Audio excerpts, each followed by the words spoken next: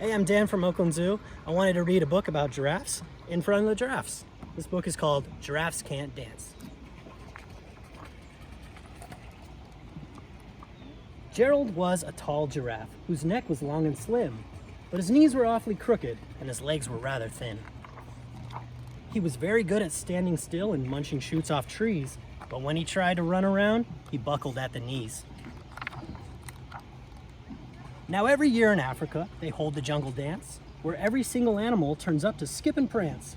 And this year when the day arrived, poor Gerald felt so sad, because when it came to dancing, he was really very bad.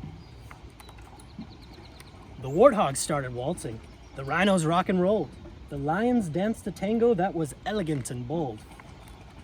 The chimps all did a cha-cha with a very Latin feel, and 8 baboons then teamed up for a splendid Scottish reel. Gerald swallowed bravely and he walked toward the floor. But the lions saw him coming and they soon began to roar. "Hey, look at clumsy Gerald," the animals all sneered. "Giraffes can't dance, you silly fool. Oh, Gerald, you're so weird." Gerald simply froze up. He was rooted to the spot. "They're right," he thought. "I'm useless. Oh, I feel like such a clot."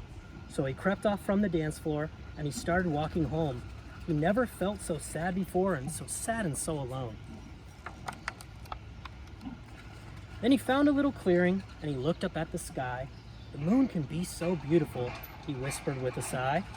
"Excuse me," coughed the cricket, who'd seen Gerald earlier on, "but sometimes when you're different, you just need a different song."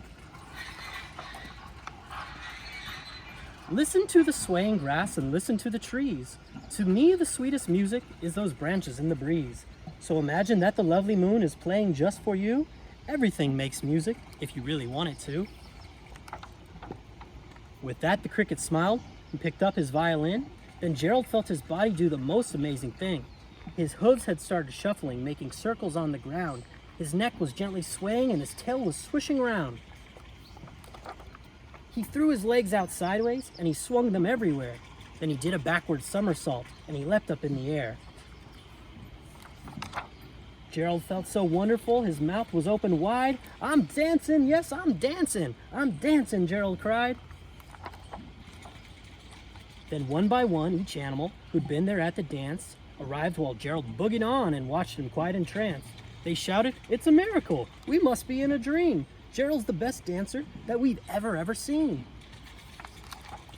"How'd you learn to dance like that? Please, Gerald, tell us how." But Gerald simply twirled around and finished with a bow. Then he raised his head and looked up at the moon and stars above. "We all can dance," he said, "when we find music that we love."